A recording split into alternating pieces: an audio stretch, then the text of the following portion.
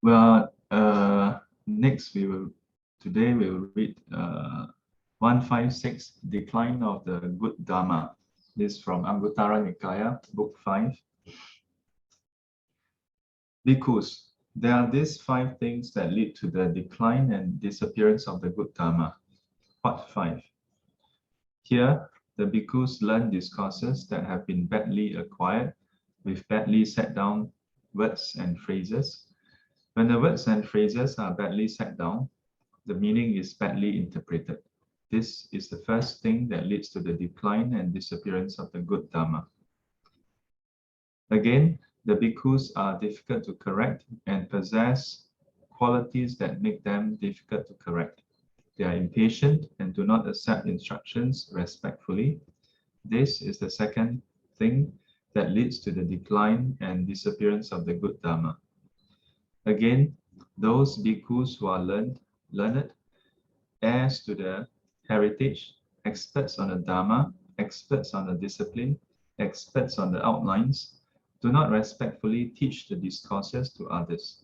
When they have passed away, the discourses are cut off at the root, left without anyone to preserve them.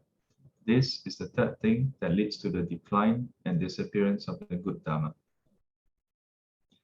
Again, the elder bhikkhus are luxurious and lax, leaders in backsliding, discarding the duty of solitude. They do not arouse energy for the attainment of the as yet unattained, for the achievement of the as yet unachieved, for the realization of the as yet unrealized. The next generation follow their example. They too become luxurious and lax, leaders in backsliding, discarding the duty of solitude. They too do not arouse energy for the attainment of the as yet unattained, for the achievement of the as yet unachieved, for the realization of the as yet unrealized. This is the fourth thing that leads to the decline and disappearance of the good Dhamma.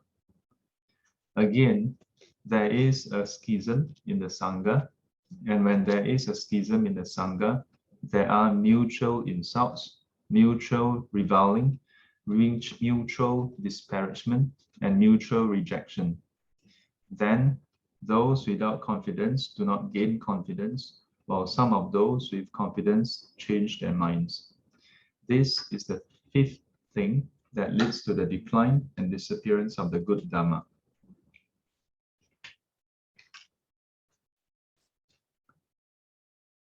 There are bhikkhus, these 5 things that lead to the continuation, non-decline, and non-disappearance of the good Dhamma.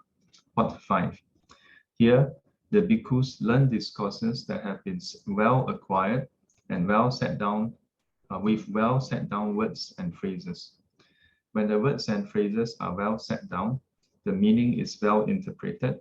This is the first thing that leads to the continuation, non-decline, and non-disappearance of the good Dhamma.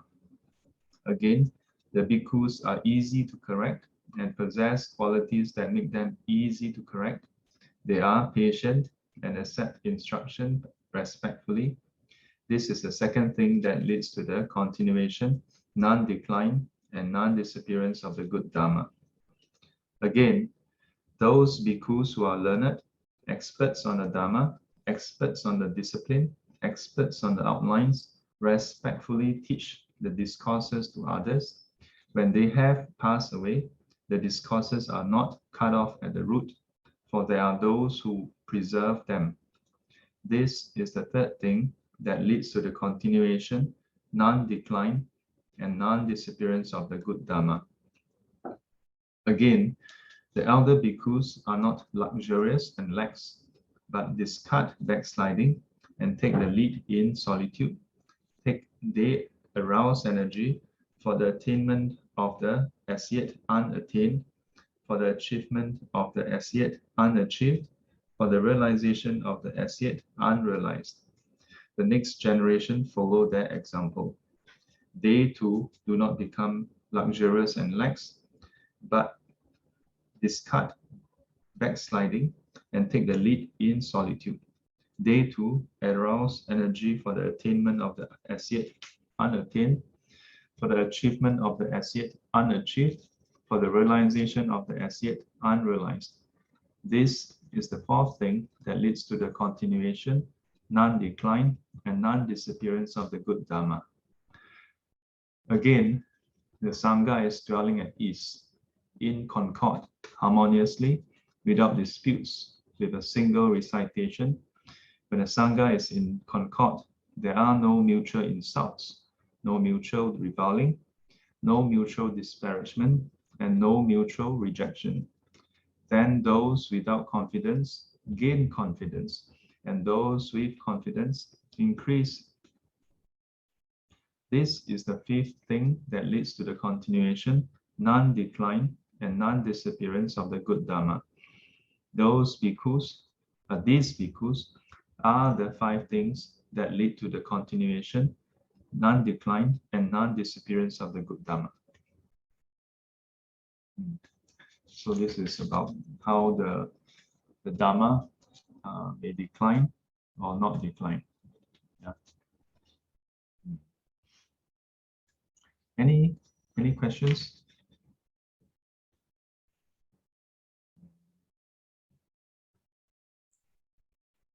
Sifu, I have a question.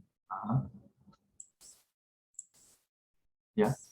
A few days ago, you mentioned that in our defilements, then we can find enlightenment. Yeah. And then apart from that, there is no enlightenment to be attained, and even then, there is no enlightenment to be attained. Then some books and some texts, they use the word awakening. So is there an awakening process, like, metaphorically, they say crossing over to the other shore?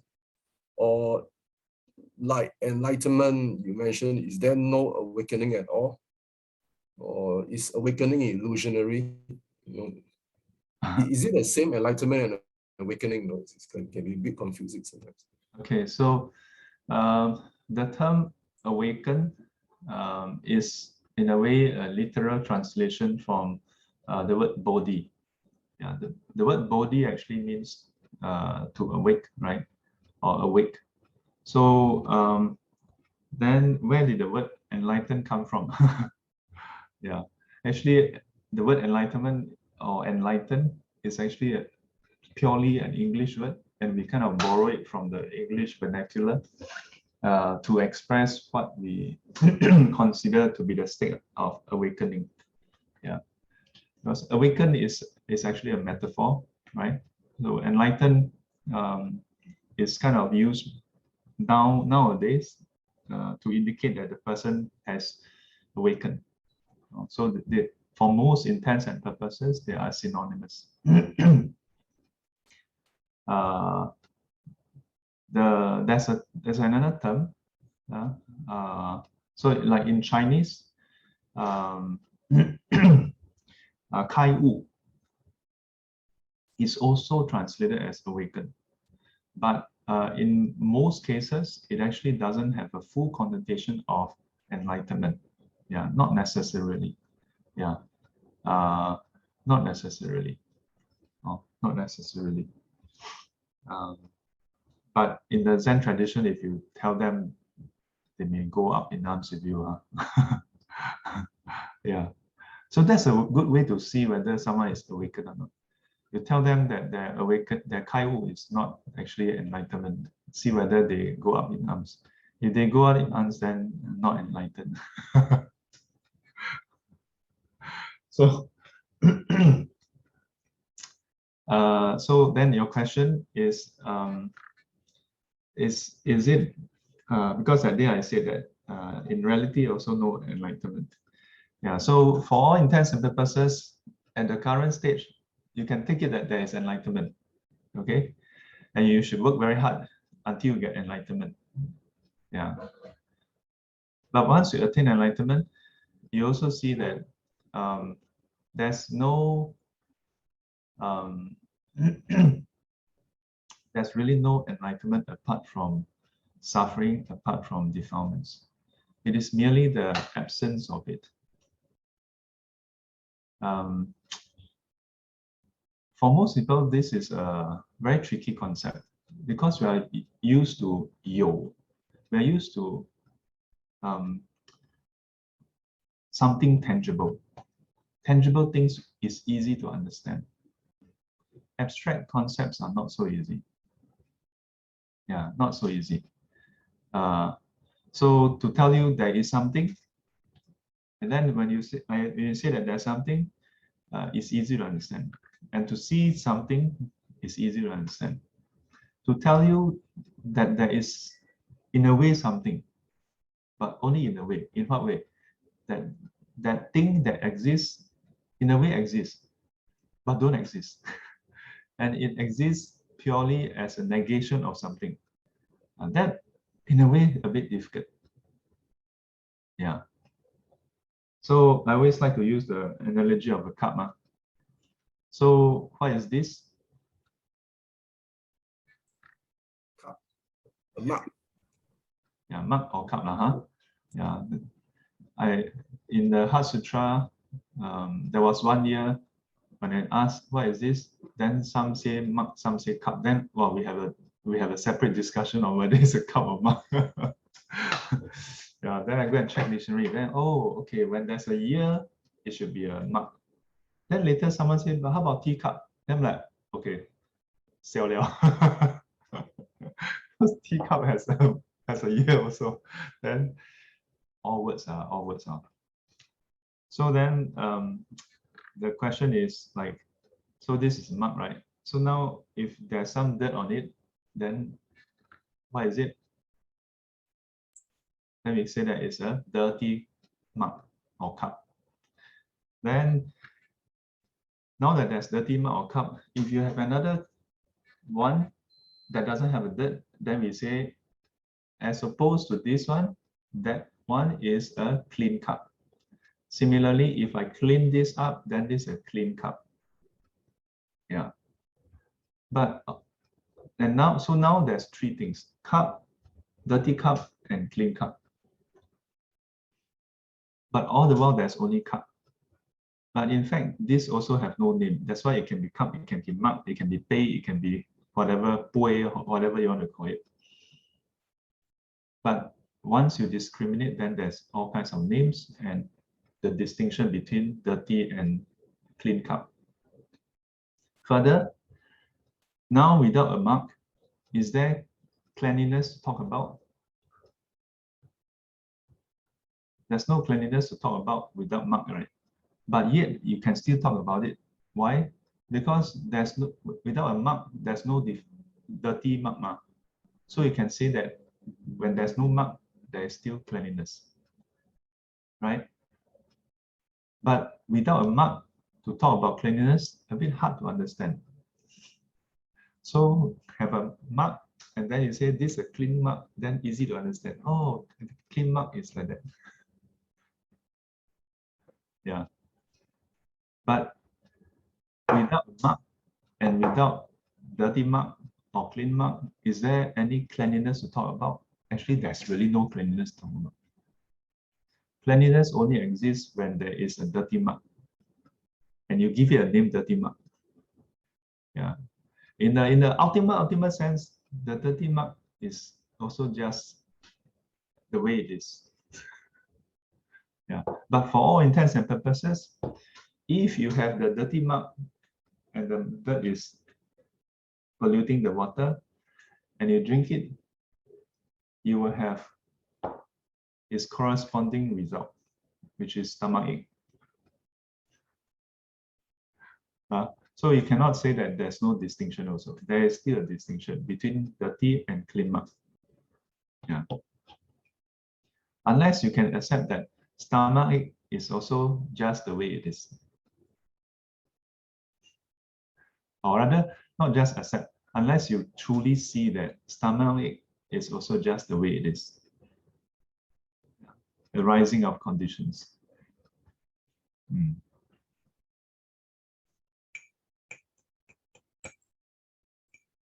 So it's like different levels. So it's like different levels. Yeah, it's like actually it's the same. But for clarity, then we say there's different levels. It's like saying anicca, dukkha, anatta, sunyata. It seems like it's different things, but actually it's talking about the same thing. Wu Chang, Wu Wo, Kong, these three, yeah, impermanence, no self, emptiness, these are actually talking about the same thing. But for clarity, for us to understand, is taught separately, and as though it's three separate things. But when you truly understand it, you really see that this is actually talking about the same thing. So, so sidetrack to stomach ache, right? Let's say then, I mean, we can train ourselves and we can practice to see thoughts as thoughts. So, you sure you're okay with stomach ache? Yeah, that's my next question. Let's say thoughts, right? We can meditate, we can train ourselves to see thoughts as thoughts. But stomach ache is a different ballgame. It's real, man. It's like you shiver and then the diarrhea, and then it's so difficult, I think. Do you know that what do you understand about when I say stomach ache? What do you understand about it? What do you understand about it? Understand it as in the real stomach. I mean, it can be mean defilement.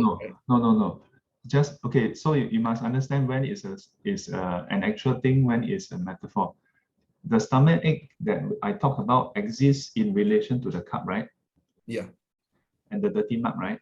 Yeah. So the dirty mug, you use it as a metaphor for enlightenment, right? Yeah. So dirty mug is a metaphor. Stomach is also a metaphor. Yeah. So not talking about the actual stomach. Yeah. But just now, so I want to make sure that you are understanding the scope. So the first one, the metaphor for dirty mug is suffering. But let's say when it comes to the real stomach, the dirt itself is a metaphor for the defilements. Defilements, yeah. And then the diarrhea, the stomach ache is the metaphor for suffering, right? We can say that, yes. Yeah. But just now, when my point is, just now initially, before I clarify this, did you take it? You seem to have taken it literally and to say that thoughts you can handle it, but stomach cannot. So you seem to be taking it literally as real stomach ache. Yeah. So you must not do that because it's actually a metaphor. Okay. So don't go around thinking, the rest of you don't go around thinking, oh, so as long as I can overcome stomach, then it's okay. No, stomach is just a metaphor. Yeah, stomach is a metaphor for suffering. So it can be as simple as just stress. It can be as severe as being in hell. Okay, so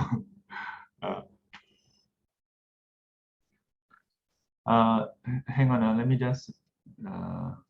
So Li Ying says, just like darkness is the absence of light. Yes, like the word was originally in darkness, then light appears. The world was originally in darkness, then light appears. The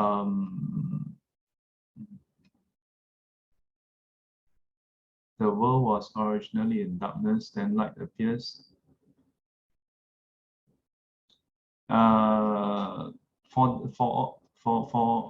For this limited context, we can say yes, yeah, but for light to appear, there need conditions. So important to clarify. Light don't exist independently by itself also. Yeah. Otherwise, it's easy to then think that there's a light that can arise by itself. So even within metaphors, it must not violate conditionality and causality. Yeah. Because otherwise, in a case, in some commentaries, I was just sharing my thoughts about this during the translation, and then it was then my Dhamma brother Ching Sun, and he was mentioning that a similar description actually exists in Ta Zi Tu Lun, the commentary for the Mahaprajna Paramita Sutra, and then it was actually the darkness and light. Yeah. So in this case, then light is the analogy is used in a reverse way as we usually look at. Usually we look at light as wisdom, darkness as ignorance, right? So in this case, then it will be that light would represent can be used to represent defilements. So darkness is the remover of light. Yeah. So enlightenment is the remover of defilements, of suffering, right? So, but important to clarify that the light don't just exist by itself. Yeah, that it just appear for no reason. It appears because of past instances of defilements, and so there's no first defilement. It's not very important to clarify. Does that mean subjectivity is a defilement? We can say that no. Does that mean does that mean subjectivity is a defilement? You may need to clarify why subjectivity is a defilement before I can reply to this. Mention it in the later sentence. Oh, because if we are by nature like the rocks and pebbles in the mountains and the ocean, and such things are just as they are without their own opinions, then us having our own thoughts and feelings to not follow the rhythm of nature is going against the flow. Ignore the second sentence. Which one is the second sentence? So which one is the second sentence that I should ignore? No, the one about the darkness. No, the light. The what was original in darkness and then light appears. Oh, so that one should ignore. Right, the previous one. That one was not within the Buddhist context. Just raising another analogy. Yeah. Yeah, I thought so because you use capital L for light. But then it's like coincidentally, I was thinking it should be the reverse. I mean, if let's say we substitute this and that, then it should be the reverse. Yeah, but when you compare two different school of thoughts, there's bound to be differences.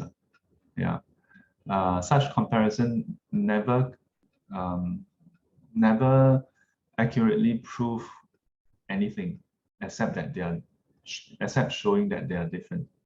Yeah, and also analogies must be understood within the context of that school of thought or that framework. Yeah, you cannot we cannot use the framework or principles in one school of thought and then use it in the analogy that's found in another school of thoughts.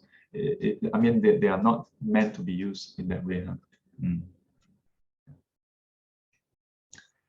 So if we are by nature like the rocks and pebbles in the mountains, well, so in Buddhism, there is lesser focus on saying following the rhythm of nature. Yeah. From what I know, Taoism has this concept. Yeah. In fact, this is I think the crux of their teachings. Yeah. Tao. The Tao refers, from what I know. So again, don't quote me on that. Yeah, I'm not an authority nor an expert on it, but as I mentioned before, what I understand is Tao in Taoism is actually the principle that the founders, the early teachers, they consider that in this world there is a certain order, yeah, certain principle, yeah, in Chinese called Tao, of how things are. So sometimes this is imbalance, then things are not in harmony. But if things are in balance, yeah, in harmony, then things will just go the way it should. Very similar.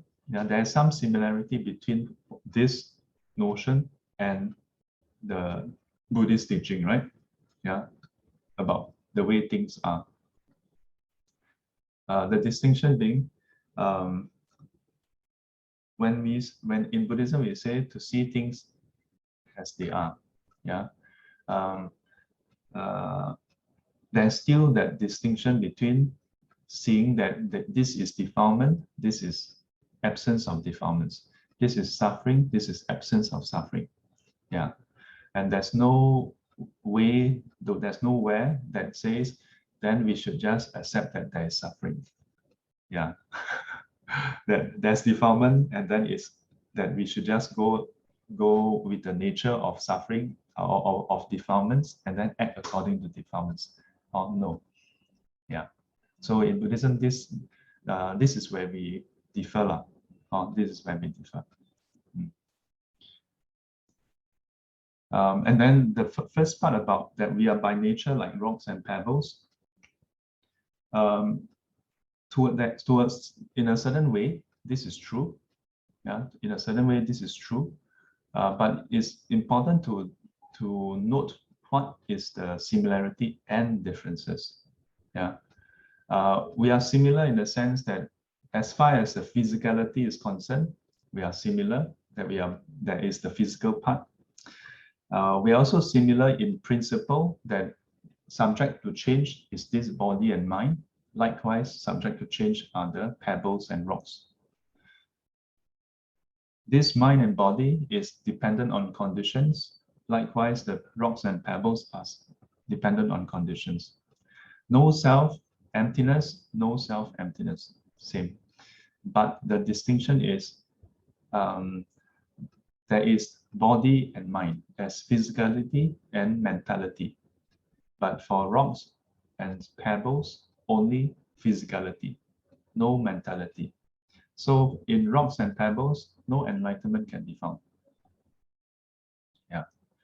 Now, of course, if you go and read enough, you'll find that I think in the Tathagata Gaba school, there is mentioned about how in the Rulai Zhang teaching, there it says, without attending Dhamma class and learning Dhamma, the rocks and pebbles exudes and expresses the Dhamma because it is impermanent, subject to change, subject to suffering, no self, and empty in nature.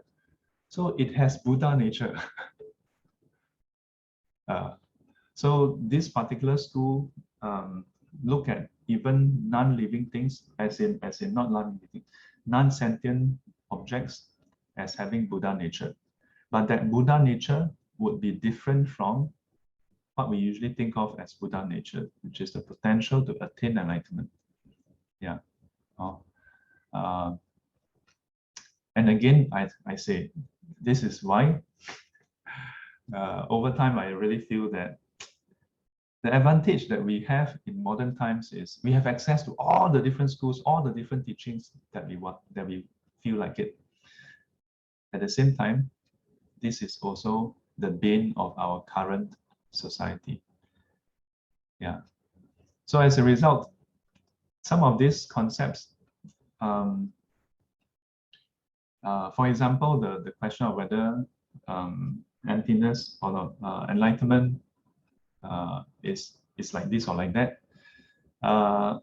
is in a way more suitable when you have removed some level of defilements.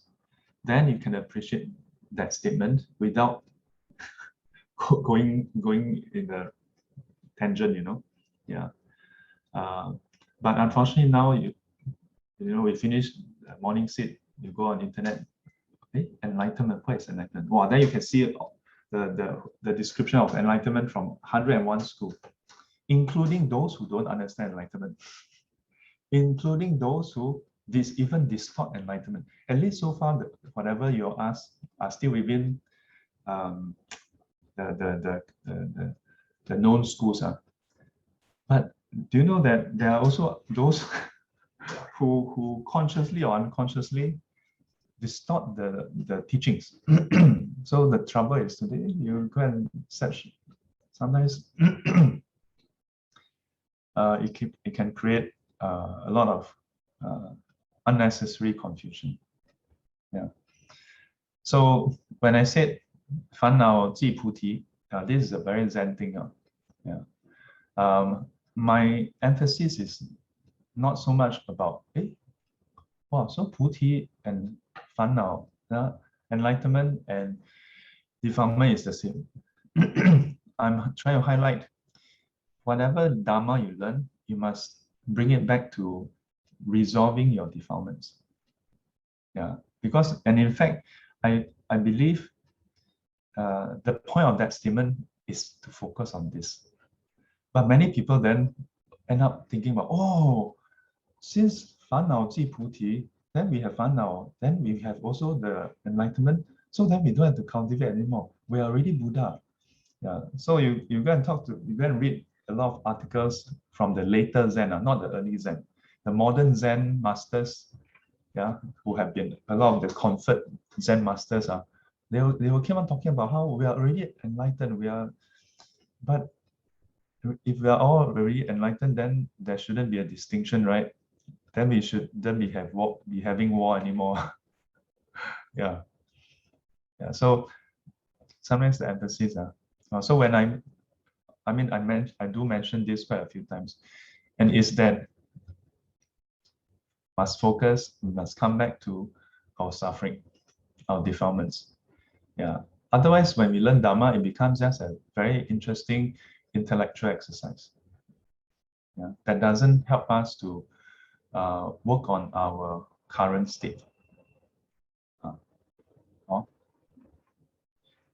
Today is Sunday, so how was last week's exercise? Can you remember what exercise that was? Huh? What exercise? What was the exercise last week? Can you remember? Anyone?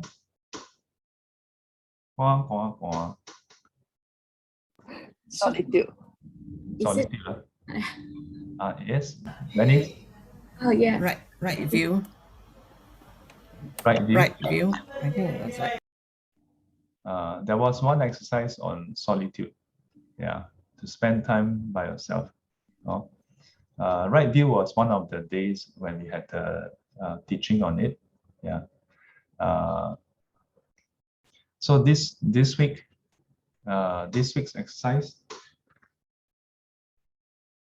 although it's not New Year, but this week's exercise is to do a list of those things that we have.